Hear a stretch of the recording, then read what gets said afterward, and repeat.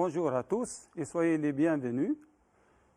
La leçon d'aujourd'hui est destinée aux élèves baccalauréat sciences techniques, matière génie mécanique.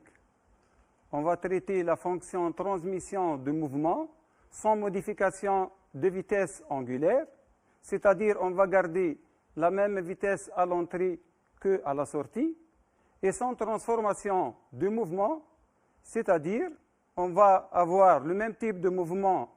À l'entrée, on aura une rotation, à la sortie aussi. Pour accomplir cette fonction, deux solutions qui se présentent.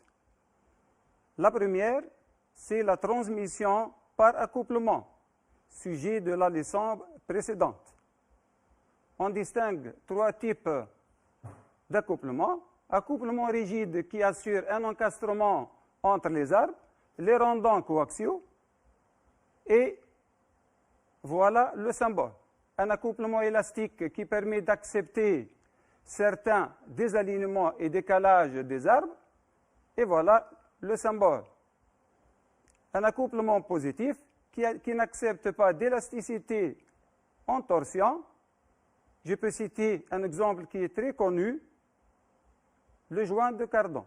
Et voilà son symbole. Notez bien que l'accouplement est permanent, c'est-à-dire si on veut désaccoupler le mécanisme, on doit démonter tout. Donc c'est un problème.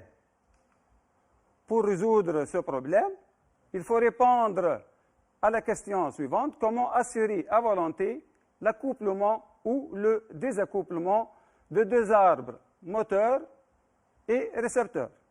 Donc, la solution, c'est qu'il faut changer le mécanisme d'accouplement par un autre appelé embrayage.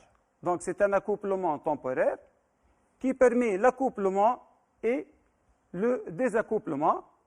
Je dois présenter l'embrayage par un système général. Donc, il s'agit à l'entrée d'un arbre 1 animé d'un mouvement de rotation sur lequel translate un plateau moteur. Ici, il s'agit d'un arbre récepteur solidaire à un plateau récepteur. Donc, on a deux positions. Si on translate le plateau moteur à gauche, les deux plateaux entrent en contact, d'où l'embrayage. Si je translate le plateau moteur à droite, on aura le débrayage. Tout ça se fait par commande extérieure. Donc la première partie de la leçon concerne les embrayages et voilà le symbole général qu'il faut retenir. Donc la fonction d'un embrayage, c'est assurer à volonté l'accouplement ou le désaccouplement de deux arbres moteurs et récepteurs par commande extérieure, pneumatique, hydraulique, mécanique ou électromagnétique, on va les détailler par la suite. Donc, dans une chaîne de transmission de puissance, un embrayage se situe entre un moteur et un récepteur avec une commande extérieure. Donc, vous voyez ici, l'arbre moteur tourne à N1 et l'arbre récepteur va tourner à N2. Donc, si on parle de l'embrayage, l'arbre récepteur doit être ramené à la même vitesse de rotation que l'arbre moteur, d'où N1 égale à N2. Si on parle du débrayage, l'arbre moteur continue à tourner, mais l'arbre récepteur s'arrête. C'est pour cela que vous trouvez N1 supérieur à 0, mais N2 s'annule. Donc, on distingue deux familles d'embrayages. Les embrayages instantanés par obstacle, où on n'a pas une possibilité de glissement. Il existe plusieurs variantes, parmi lesquelles les embrayages à crabeau, les embrayages à denture ou à griffe. Deuxièmement, les embrayages progressifs, où on a une possibilité de glissement. Donc, on peut dire par adhérence ou à friction. On commence par les embrayages instantanés par obstacle. Je commence par un exemple. Donc, il s'agit d'un arbre moteur à l'entrée et un arbre récepteur à la sortie. Entre les deux, vous avez deux flasques à crabot. La première est guidée en translation par rapport au moteur à l'aide des cannelures et qui possède des crabots. La deuxième est solidaire à l'arbre récepteur et qui possède des rainures. Et bien sûr, vous avez la commande extérieure, dans ce cas mécanique. Donc, vous voyez une fourchette logée dans une gorge du baladeur. Et ici, vous avez le système de verrouillage. Voilà. Donc, vous voyez un exemple animé. Donc, la remarque la plus importante, c'est que la manœuvre ne doit se faire qu'à l'arrêt. Vous voyez, si on fait le débrayage, l'arbre moteur continue à tourner, mais l'arbre récepteur s'arrête. Voilà, ici, vous avez le système de verrouillage. Vous voyez ici un ressort avec une bille logée dans une gorge en V pour pouvoir localiser les deux positions embrayée et débrayée. Donc, pour les embrayages instantanés, la transmission est obtenue par obstacle entre les deux solides sans possibilité de glissement. Les inconvénients, comme déjà dit, la manœuvre ne doit se faire qu'à l'arrêt, mais aussi manque de sécurité en cas de surcharge, c'est-à-dire de blocage à la sortie. Il doit faire une comparaison entre le mécanisme en 3D et le schéma d'un embrayage instantané. Donc ici, vous avez 0, le bâti. 1, c'est l'arbre moteur en marron. Voilà, c'est celle-ci. L'arbre récepteur en bleu. Donc celui-là, qui est solidaire à une flasque en vert. Voilà, donc vous avez ici une liaison encastrement. Vous avez la flasque à crabot 3 en rouge, qui est guidée en translation par rapport à l'arbre moteur. Donc vous voyez ici la flasque en rouge guidée à l'aide d'une clavette et actionnée par une commande extérieure 4. Dans ce cas, c'est une fourchette. Je passe à l'embrayage à denture. Donc il s'agit d'un arbre moteur solidaire à une couronne. Ici, vous avez un arbre récepteur sur lequel est guidée en translation une roue dentée.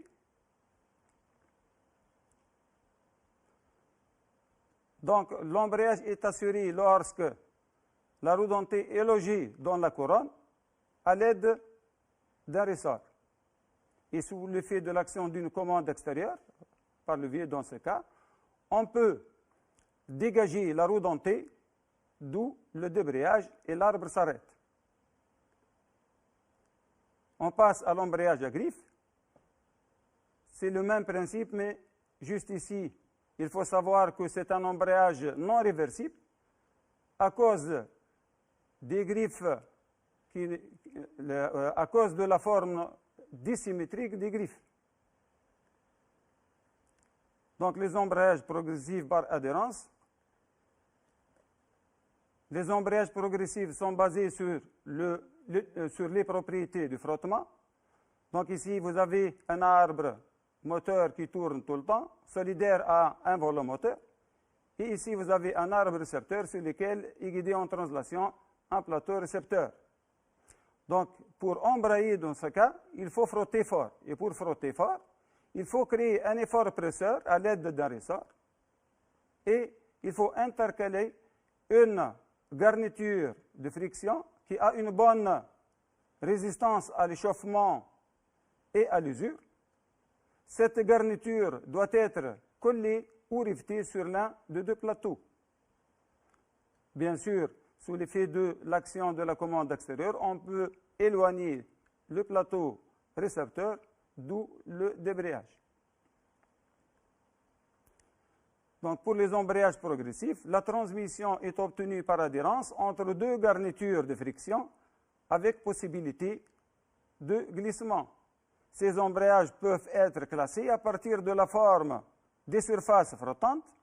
Ici, vous avez des surfaces planes, des surfaces coniques et des surfaces cylindriques. dans tous les cas, ces surfaces doivent être couvertes par des garnitures de friction. Donc ici, vous avez l'animation des trois types de surfaces. Ici, vous avez un avantage qui est très important. C'est au contraire de l'embrayage instantané, la manœuvre peut être effectuée en marche. Mais l'inconvénient, la garniture de friction doit être protégée contre la présence d'un lubrifiant pour garder une adhérence efficace et éviter le glissement. Donc, le phénomène de glissement représente un problème majeur pour les embrayages progressifs. Pour résoudre ce problème, il suffit de répondre à la question suivante. Comment créer la force pressante nécessaire pour l'adhérence? Bien sûr, par l'énergie du système de commande extérieur, pneumatique, hydraulique, mécanique ou électromagnétique, si on dispose d'un électroaimant. Donc, on commence par l'embrayage monodisque, c'est-à-dire à disque unique, avec des surfaces de friction, bien sûr, planes. Je commence par un exemple, et je dois lire ce dessin. Donc, ici, il s'agit d'un arbre d'entrée, solidaire à un volant moteur. Ici, vous avez l'arbre de sortie, sur lequel est guidé en translation le disque embrayage, qui supporte deux garnitures de friction similaires sur les deux côtés. Ici, vous avez un plateau de pression et les ressorts nécessaires pour créer l'effort presseur de l'embrayage. Finalement, vous avez une butée d'embrayage. Tout ça est commandé par une commande mécanique extérieure. Donc, on a deux positions. La première position, si on n'a pas actionné ce levier, on donne la priorité aux ressorts qu'ils vont pousser le plateau de serrage vers la gauche pour plaquer le disque embrayage contre le volant moteur, d'où l'embrayage. Deuxième position, si on va actionner le levier, on va le tourner à gauche. Dans ce cas, la butée d'embrayage et le plateau de pression translatent vers la droite pour comprimer les ressorts. Dans ce cas, le disque d'embrayage est alors libéré, d'où le débrayage. Donc, ici, vous pouvez remarquer qu'on dispose de deux surfaces frottantes, une entre le disque embrayage et le volant moteur, et la deuxième entre le disque embrayage et le plateau de serrage immobilisé en rotation. Je vous donne le schéma général d'un embrayage monodisque. Donc, comme d'habitude, 0 c'est le bâti, 1 c'est l'arbre moteur en noir, solidaire à un volant moteur, 2 c'est l'arbre récepteur en bleu, 3 c'est un mécanisme d'embrayage en rouge, actionné par une commande extérieure 4, et ici vous avez 5 le disque d'embrayage en vert, guidé en translation par rapport à l'arbre récepteur, et 6 c'est le ressort nécessaire pour créer l'effort presseur de l'embrayage. Toujours ici, vous avez deux surfaces de contact, pas toujours. Si je reviens sur l'exemple précédent, ici vous avez deux plateaux, mais la garniture est collée sur l'un de deux, donc il nous reste seulement une seule surface de contact. Donc embrayage monodisque aussi, mais une seule surface au lieu de deux. On passe aux embrayages multidisques. Les surfaces restent planes. Mais pourquoi multidisque? Je m'explique. Donc ici, vous voyez que pour calculer le couple transmissible, On va utiliser la même formule utilisée pour les limiteurs de couple. Et ici, on peut jouer sur la variable n. C'est le nombre de surfaces frottantes pour multiplier. Donc, afin d'améliorer le couple transmissible, il faut multiplier le nombre de surfaces en multipliant les disques. Donc, j'explique le système. Donc, il s'agit d'un arbre moteur en bleu, solidaire à 1/1. Ici, vous avez les disques en bleu qui possèdent des cannelures à l'intérieur et qui sont guidés en translation par rapport à l'arbre moteur et qui tournent avec.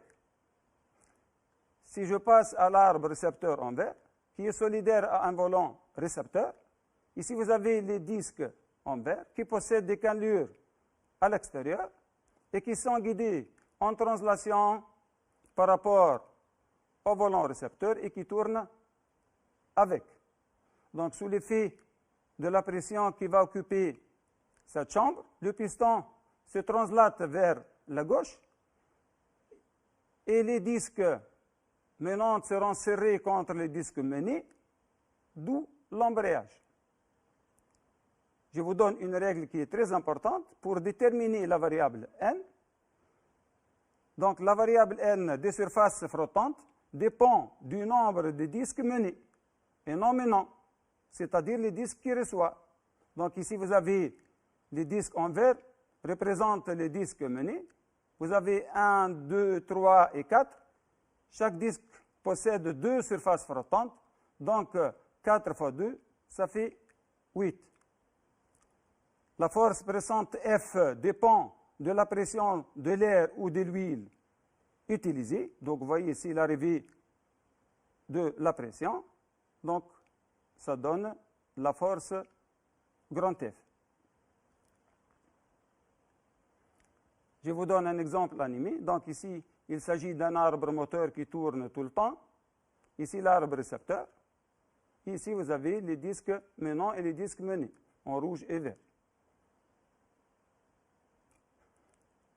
Donc, sous l'effet de l'effort presseur du ressort, on peut serrer les disques, d'où l'embrayage. Donc, l'arbre récepteur tourne.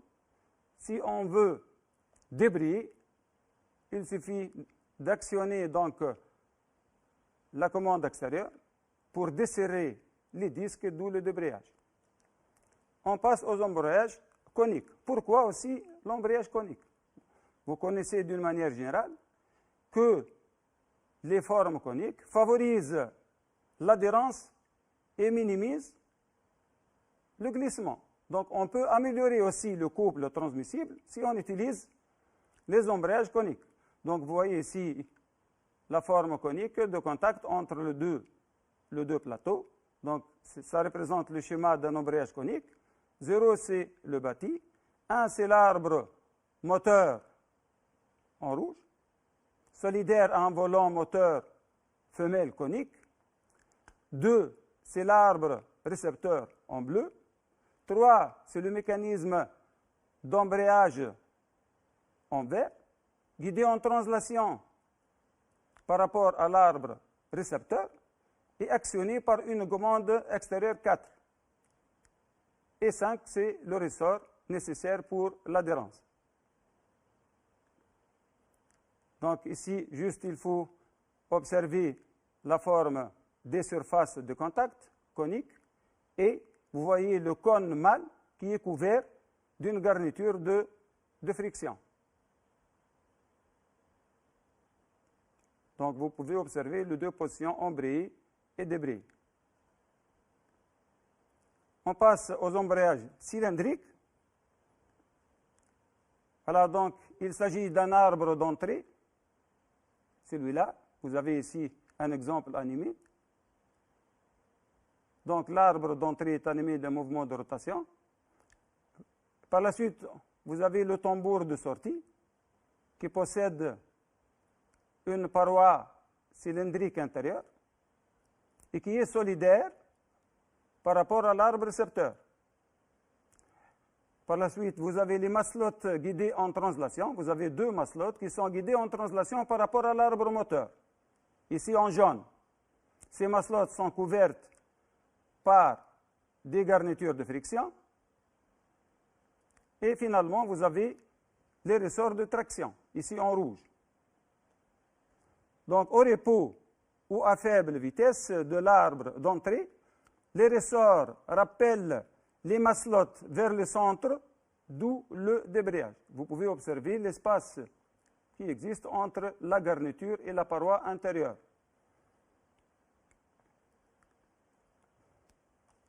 Par contre, si on augmente la rotation de l'arbre moteur, donc lorsque l'arbre moteur atteint une vitesse déterminée, c'est-à-dire on va déterminer un seuil, bien sûr, qui est bien calculé, les masselotes sont alors entraînées vers l'extérieur sous l'effet centrifuge, d'où l'embrayage.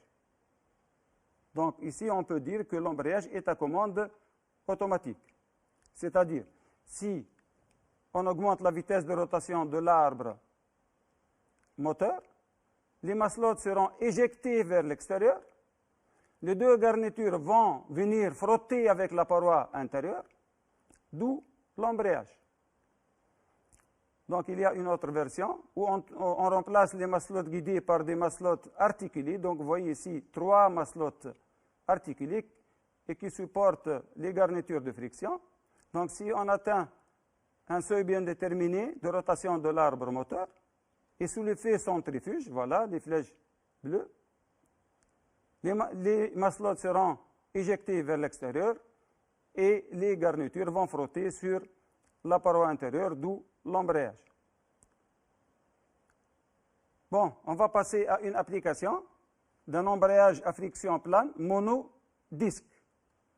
Donc, je dois lire le dessin.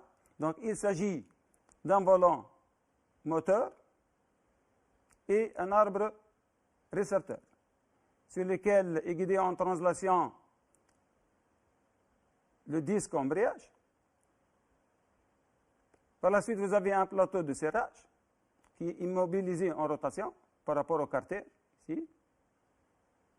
Vous avez les ressorts, ici vous avez 5 ressorts qui vont créer l'effort presseur de l'embrayage.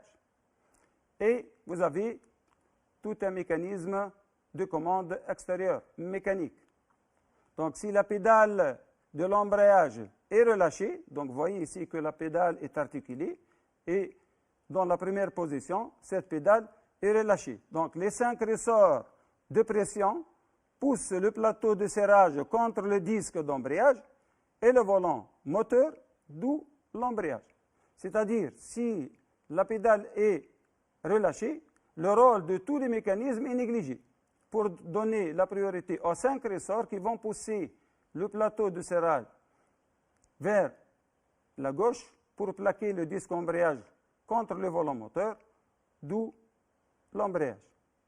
Deuxième position, donc si la pédale d'embrayage est enfoncée, vous voyez ici, donc la pédale est enfoncée, le plateau de serrage est reculé sous l'action du levier, les ressorts sont comprimés et le disque d'embrayage est alors libéré, d'où le débrayage. Je m'explique. Donc, si la pédale est enfoncée, le câble bouge vers la droite. Ce câble est raccordé à un premier levier articulé par rapport à un pivot fixe au bâti. Ce levier, il va agir sur la butée d'embrayage pour la translater à gauche. Cette butée va actionner un deuxième levier articulé aussi, ce qui provoque la compression des ressorts et le déplacement du plateau vers la droite. Le disque d'embrayage est alors libéré, d'où le débrayage. On va répondre à quelques questions technologiques. Quel est le type de la liaison entre le disque d'embrayage et l'arbre récepteur? Tout simplement, vous voyez ici les cannelures. Donc, c'est une liaison glissière par cannelure. Quel est le rôle des 5 ressorts de pression? Donc, bien sûr, générer la force pressante F de l'embrayage. Troisièmement, donner le rôle de la garniture de friction. Donc, c'est une question générale. Améliorer le coefficient de frottement et minimiser l'usure. Bon, on passe au calcul du couple transmissible en utilisant la même règle, donc Ct, qui est égal à 2 tiers, fois petit n, le nombre de surfaces frottantes, fois petit f, le coefficient de frottement qui dépend de la qualité des garnitures. F, c'est l'effort presseur, et vous avez le grand R et le petit r des surfaces frottantes. Donc, nous avons besoin de grand R et petit r. Il faut les déterminer en les relevant du dessin à l'échelle entière. Donc, on va voir la surface flottante qui commence là pour donner, par rapport à l'axe, le grand rayon, et qui finit là pour donner le petit rayon. Si grand R égale à 25, il faut multiplier par l'inverse de l'échelle, donc l'inverse de 1 tiers égale à 3. Donc 25 fois 3, ça donne 75. Même chose pour petit r. Et pour déterminer petit n, le nombre de surfaces frottantes, il faut voir quelle est la pièce menée. Donc dans notre cas, le disque embrayage est mené, qui possède 2 surfaces frottantes, d'où n égale à 2. Donc ici, vous voyez une surface avec le volant et une surface avec le plateau.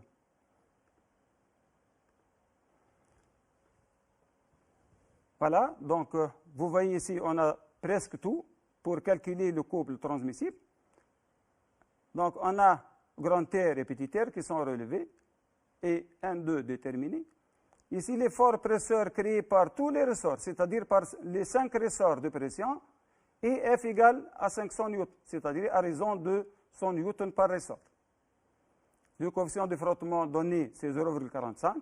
Donc, par une simple application numérique, on peut trouver le couple transmissible qui est égal à 29 884 newtons millimètres. Pourquoi millimètres? Bien sûr, puisque les rayons relevés en millimètres. Donc, pour avoir le newtonmètre, il suffit de multiplier par 10 à la puissance moins 3 pour avoir 29,88 newton-mètre. Bon, on va terminer la première partie de l'embrayage par un exemple réel. C'est un embrayage d'automobile. Donc, il s'agit d'un volant moteur solidaire au vilebrequin qui fait l'arbre d'entrée. Ici, vous avez l'arbre de sortie et celui de l'entrée de la boîte de vitesse de l'automobile, qui n'est pas représenté, bien sûr. Ici, vous avez le disque embrayage guidé en translation par rapport à l'arbre récepteur. Ici, vous avez un plateau de serrage et le diaphragme, qui joue le rôle d'un ressort raccordé au carter. Ici, vous avez une butée d'embrayage et la conduite hydraulique. Donc, qui commence par une pédale et qui finit par un vérin simple effet. Donc, vous voyez les deux positions, embrayé et débrayé. Je dois l'expliquer par la suite. Bon, je peux vous donner une photo réelle d'un embrayage d'automobile. Donc, ici, vous avez le volant moteur qui possède une garniture de friction. Celui-là, le vert. Ici, vous avez un disque d'embrayage qui possède 2 garnitures de friction similaires sur les 2 côtés, en bleu. Par la suite, vous avez le ressort ou bien le diaphragme raccordé au carter, celui-là. Et finalement, vous avez la butée d'embrayage.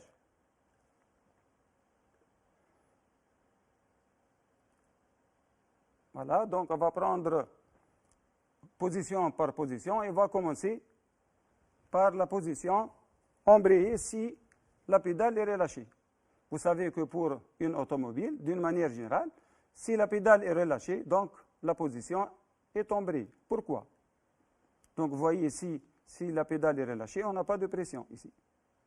Alors, dans ce cas, on donne la priorité à ce petit ressort pour tirer le levier vers la gauche. Le levier est articulé. Dans ce cas, il va dégager vers la droite la butée d'embrayage.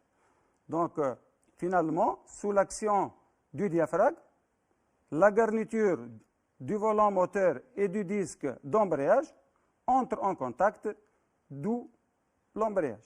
Bien sûr, dans ce cas, si on n'a pas de contact avec la butée, le ressort va jouer son rôle pour plaquer le disque embrayage contre le volant moteur, d'où l'embrayage.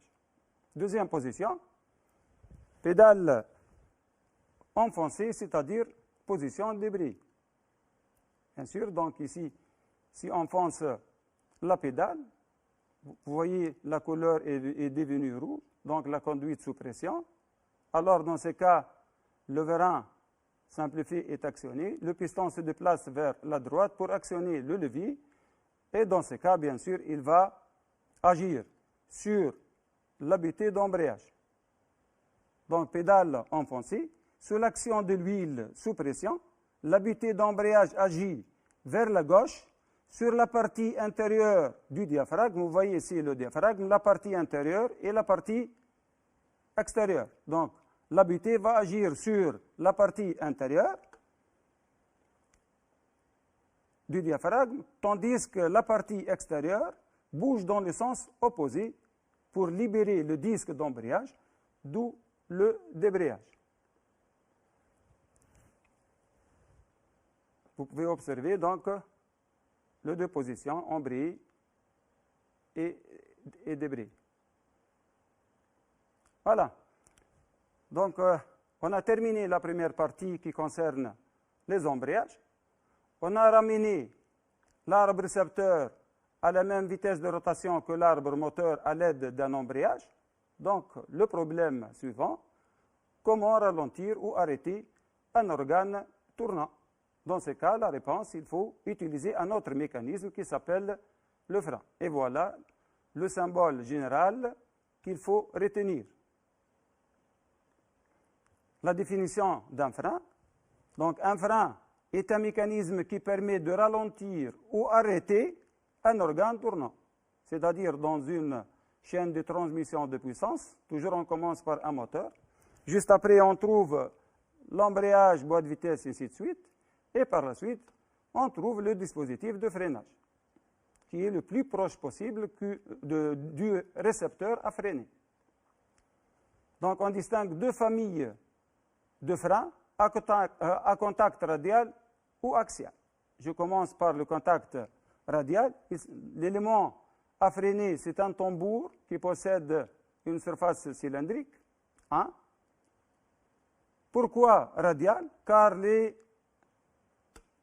forces T et moins T, les actions des éléments flottants, sont perpendiculaires à l'axe de rotation. Ici, axial, on dispose d'un disque 1 à freiner qui possède deux surfaces planes et sous l'effet des actions F et moins F des éléments flottants qui sont parallèles à l'axe de rotation, on aura le freinage, donc le frein est à contact axial. Bon, on va commencer par le frein à contact radial qui doit être obligatoirement par l'extérieur ou l'intérieur. Donc, petit a, le frein à sangle. Le sangle, donc, c'est une lame d'acier recouverte par une garniture de friction. Donc, vous voyez ici le tambour à freiner, ici le sangle au niveau du schéma. Et réellement, vous avez donc la lame qui supporte une garniture à l'intérieur. Et ici, vous avez deux anneaux. Le premier anneau est fixé à ce niveau-là. Et le deuxième anneau est raccordé à un tyran 6 guidé en translation. Donc, le freinage est obtenu par translation du tyran 6 par un câble non représenté. Donc, juste ici, on peut observer l'action du câble T. Donc, sous l'effet de l'action T, la garniture entre en contact avec la paroi extérieure du tambour, d'où le freinage. Le relâchement du frein est réalisé par le ressort 7. Donc, si on néglige T, bien sûr, le ressort 7, celui-là, voilà, il va jouer son rôle pour relâcher le frein. Dans ce cas, notre commande est mécanique. Donc, ici, vous avez un exemple animé. Ce système de freinage est utilisé sur la trottinette électrique et le mini-vélo. Donc, vous voyez ici le tambour à freiner et le sangle relié à un levier en forme L, actionné par le câble. Donc, vous pouvez observer les deux positions, freiner ou relâcher. Voilà. On passe petit b au frein à sabot. Dans ce cas, le contact doit être obligatoirement par l'extérieur. Les freins sont à 1 ou à 2 sabots en bois ou en fente, actionnés par câble ou levier contre le tambour. Donc ici, vous avez le schéma. L'élément à freiner, c'est un tambour. Hein, et vous avez les deux sabots ici, dans ce cas. On a deux cas. Le premier cas, on dispose de deux mâchoires articulées par rapport à un pivot fixe et qui supportent les garnitures de friction et qui sont actionnées par câble et à l'aide d'un levier et d'une biellette, les deux mâchoires se rapprochent et les deux garnitures vont venir frotter avec la paroi extérieure du tambour, d'où le freinage. Ici, juste, vous avez un tambour à freiner en contact direct avec un seul sabot actionné par levier et dans les deux cas, la commande est mécanique. Ici, on peut utiliser une commande pneumatique si on dispose d'une conduite d'air comprimé et un vérin simplifié, ou bien deux vérins. Voilà, donc il s'agit des roues à freiner et des sabots à utiliser pour le freinage, qui sont montés sur deux leviers articulés par rapport à un pivot fixe. Donc, si la pression arrive au vérin simplifié, le piston se translate vers la droite et dans ce cas, le sabot deviendra en contact avec la roue pour la freiner progressivement. Si on coupe la pression, on donne la priorité au ressort pour déplacer le piston vers la gauche et dégager le sabot. On arrive petit c au frein à tambour. Dans ce cas, le contact doit être obligatoirement intérieur. Donc ce frein est monté sur les roues arrière d'une automobile, d'une manière générale, ce n'est pas toujours. L'effort de freinage peut être fourni par un vérin hydraulique, celui-là, encore appelé cylindre de roue, ou par un dispositif AK. Donc ici, vous voyez le schéma, donc le tambour à freiner et les deux mâchoires articulées. Donc si on commence par la commande hydraulique, si la pédale du frein est enfoncée, la pression arrive au vérin pour écarter les deux mâchoires et dans ce cas, les deux garnitures vont frotter sur la paroi intérieure du tambour pour le freiner progressivement. Si je coupe la pression, si je relâche la pédale, bien sûr, je donne la priorité à un ressort de traction qui va ramener les deux mâchoires à leur position initiale, d'où le frein est desserré. On peut remplacer le vérin par une came. Il suffit de tourner la came pour écarter les deux mâchoires pour faire le freinage, d'où la commande est mécanique. Donc ici, vous avez un exemple animé d'un frein à tambour, par came bien sûr. Donc ici, vous avez le tambour à freiner en bleu, la came reliée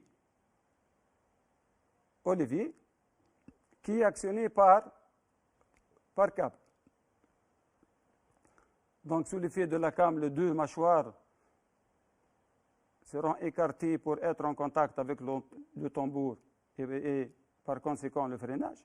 Sinon, les deux ressorts ramènent les deux mâchoires à leur position initiale, d'où le frein est relâché. Ici, vous avez un autre exemple où la commande est hydraulique. Donc, si la pédale est enfoncée, on aura de la pression couleur rouge qui arrive au vérin pour écarter les deux mâchoires.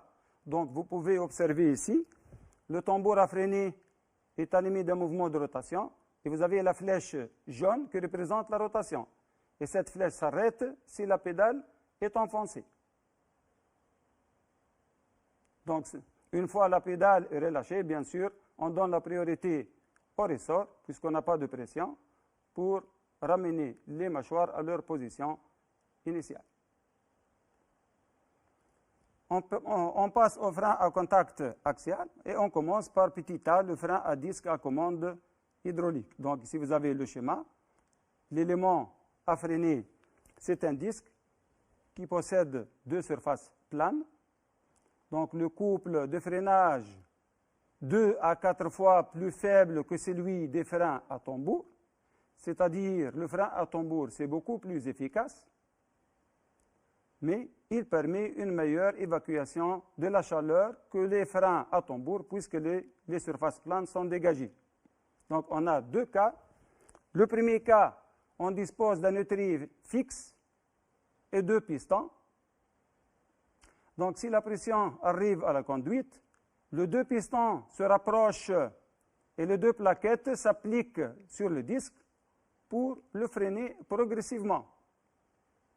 Deuxième cas, on dispose d'un étrier mobile guidé en translation par rapport au bâti à ce niveau-là et un seul piston. Donc si la pression occupe cette chambre, le piston va venir en contact avec la première surface du disque et à ce moment, l'étrier translate vers la droite et la plaquette s'applique sur la deuxième surface pour pincer le disque, d'où le freinage progressif de ce disque. Donc ici, vous avez une animation d'un frein à disque. Donc juste ici, vous pouvez observer que l'étrier est fixe et vous avez deux pistons qui seront actionnés sous l'effet de la pression si la couleur est rouge.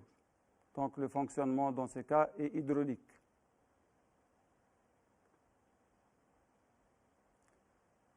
Donc ici vous avez le frein à disque à commande hydraulique mais à étrier mobile.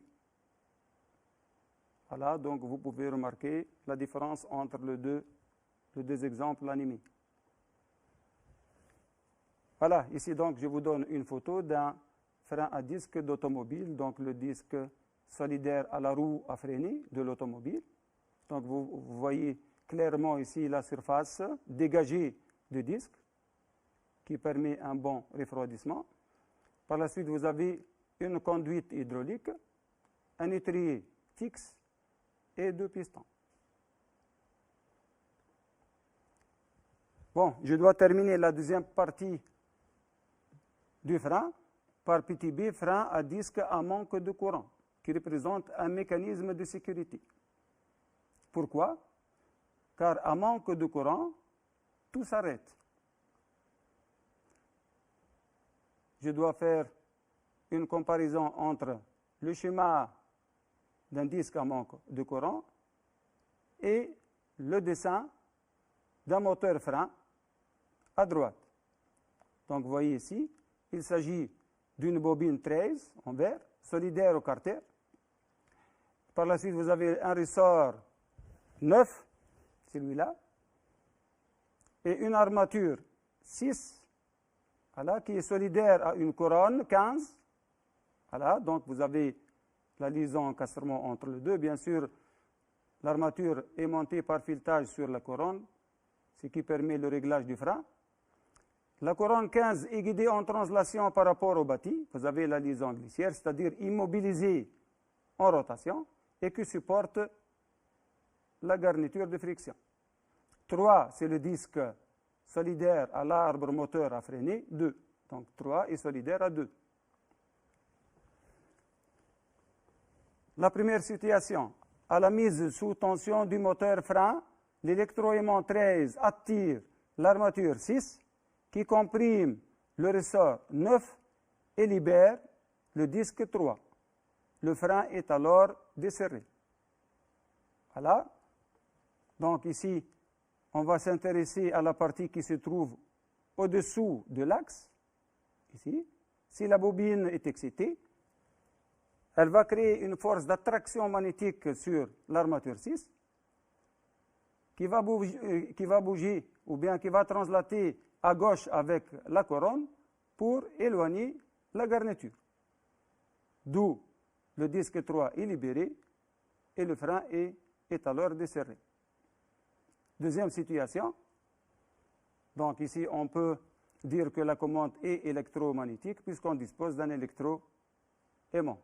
Deuxième situation, à la mise hors tension, l'électroaimant 13 libère l'armature 6 qui, sous la pression du ressort 9, presse la couronne 15 sur le disque 3.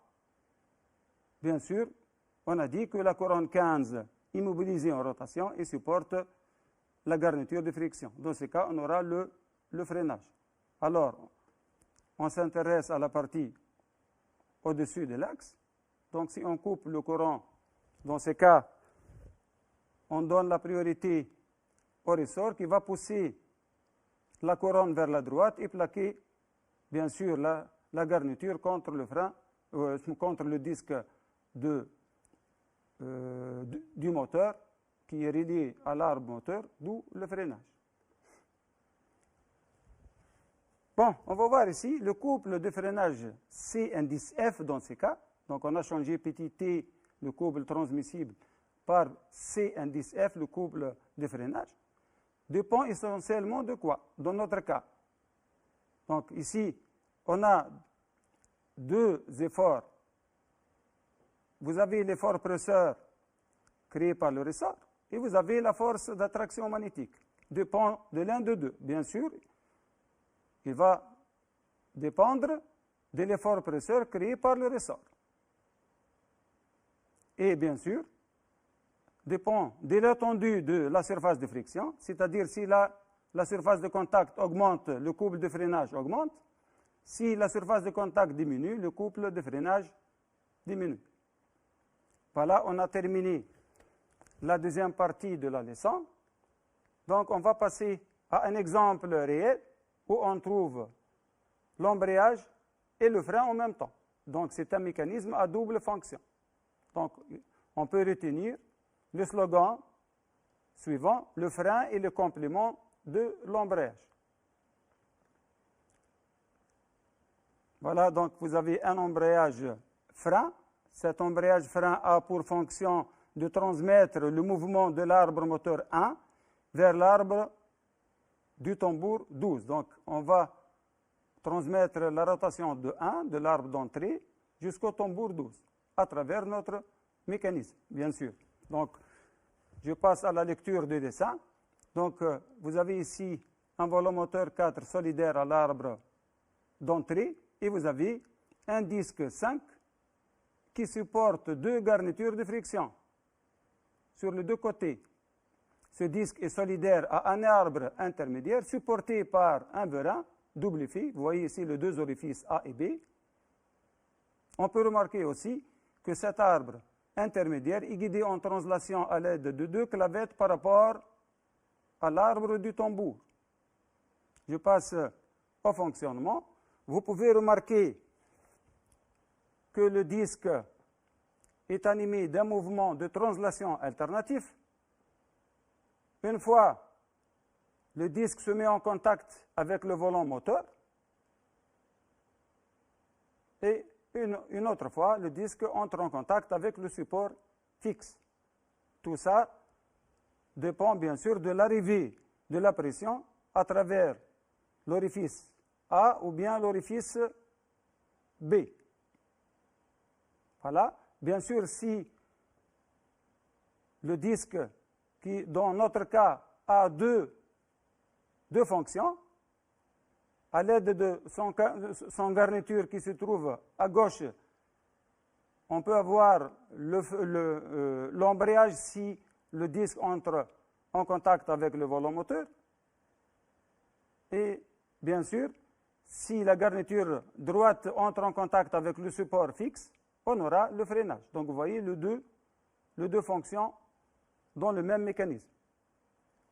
Donc on peut écrire, ou bien ici vous voyez une animation. Donc vous voyez ici l'arbre moteur tourne et l'arbre du tambour est en arrêt, puisque le disque est en contact avec le support fixe. Donc pour animer le tambour, il faut déplacer le disque à gauche pour le mettre en contact avec le volant moteur. Bien sûr, tout ça avec une commande extérieure pneumatique.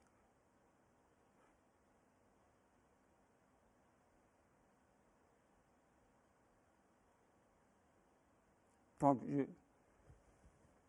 je crois que c'est clair. Donc, on peut écrire petit a, la présence de l'air sous pression dans la chambre B, dans ce cas.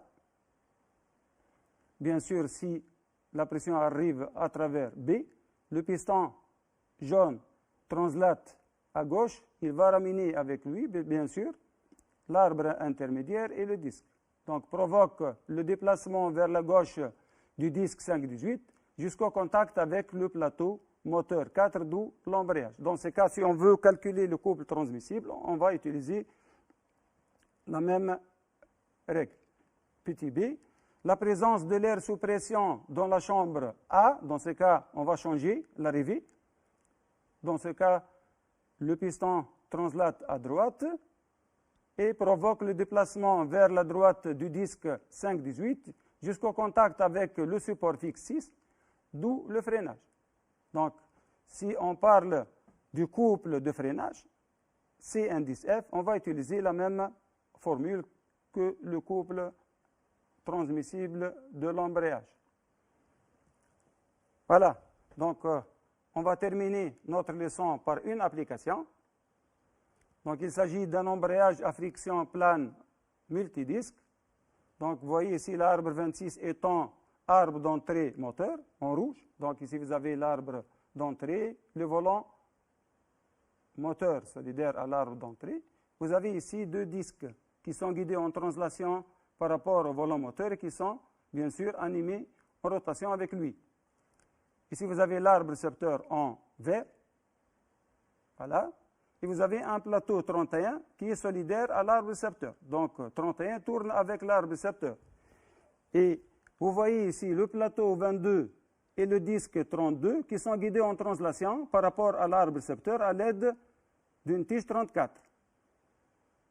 Donc, on peut dire que les plateaux 22, disque 32 et plateau 31, ce sont des pièces menées et qui tournent avec l'arbre récepteur. Donc, par la suite, vous avez l'arrivée de la pression, peut-être hydraulique ou bien pneumatique, qui va actionner le piston.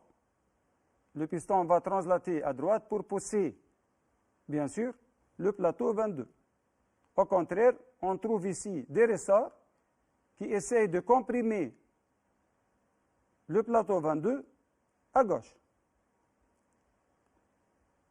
Donc, on va expliquer brièvement le fonctionnement. La présence de la pression amène le plateau 22 en contact avec les éléments de friction 31, 32 et 33, d'où l'embrayage.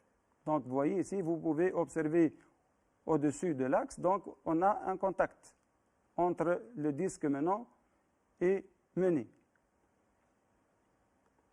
Deuxième position, si on coupe la pression, donc l'absence de la pression permet au ressort 22 de pousser le plateau, ou bien permet au ressort 23 de pousser le plateau 22 et libérer le disque 32, d'où le débrayage. Il faut observer la partie au-dessous de l'axe, donc vous voyez ici l'espace. Pourquoi? On a coupé la pression, on a donné la priorité au ressort qui a poussé vers la gauche le plateau, d'où le débrayage. Bon, deuxièmement, on va déterminer le couple transmissible. Et on a besoin, bien sûr, de rayons grand R et petit r et de la variable petit n. Bien sûr, comme d'habitude, pour déterminer le grand rayon, il faut voir où on va commencer, au niveau de la surface flottante. Donc, vous avez ici grand R par rapport à l'axe. Donc, la surface flottante va venir ici, donc pour avoir petit r. Voilà. En tenant compte de l'échelle, on doit multiplier par 2, c'est l'inverse de 1,5. Donc, vous avez 44 fois 2 égale 88. Même chose pour petit r, pour avoir 68. Bon, on arrive à petit n. Il faut faire attention ici. Donc, vous voyez, les pièces menées sont le plateau 22, qui possède une seule surface, le disque 32, qui possède 2, et le plateau 31, qui possède la quatrième. Donc, en tout, n égale à 4. Petit b, calculer l'effort presseur F de l'embrayage. Donc, ici aussi, il faut faire attention. l'effort presseur F est composé. Pourquoi? Car on a l'effort presseur créé par les pressions essaie de pousser le plateau 22 vers la droite pour avoir l'embrayage. Et en même temps, on a les ressorts qui vont essayer de pousser le plateau 22 vers la gauche. Donc l'effort presseur de l'embrayage d'une manière générale et la différence entre les deux. Donc F égale F créé par la pression sur la pièce 18, moins l'effort presseur des ressorts. Donc il faut calculer les deux. Ici, vous avez l'effort presseur d'un ressort N égale 150 newtons et on dispose de 3 ressorts. Donc FR égale à 150 fois 3, qui est égal à 450 newtons. On passe à F18. La force appliquée par la pression qui va occuper cette chambre, donc la surface concernée, c'est celle-ci, qui appartient à la pièce 18. Donc il faut déterminer la surface pour multiplier la pression donnée P18 qui est égale à 0,1 mégapascal ou bien newton par millimètre carré fois la section à calculer. Voilà la pièce concernée, donc en 3D, et la surface attaquée par la pression jaune. Bien sûr, pour déterminer cette surface, il faut relever le rayon grand R ici, indice 18, et petit r, indice 18, pour donner le petit disque gris. En tenant compte de l'échelle, il faut multiplier par l'inverse, donc fois 2. Et pour calculer la surface jaune, il suffit de faire la différence entre les surfaces de rayon R majuscule 18 et la surface grise de rayon petit r 18. Vous savez que la surface d'un cercle égale pi r carré, donc la différence, donc S18 égale pi facteur de grand R au carré moins petit r au carré. Et par application numérique, on trouve 12 123,54 mm au carré. Revenons à F18 pour remplacer P18 et S18 par leur valeur, pour avoir donc F18 égale 1212,354 newtons. D'où finalement l'effort presseur de l'embrayage et la différence pour avoir 762,35 newtons. Petit c, calculer le couple transmissible C indice T. Donc ici, on a tout pour calculer le couple. Ici, vous avez petit n égal à 4, déterminé. Petit f 0,35. Grand F calculé 762,35 newtons. Et le grand rayon et le petit rayon. Par une simple application numérique. Donc on peut déterminer le couple transmissible qui est égal à 83,70 newtons mètre. Merci pour votre attention et bon courage.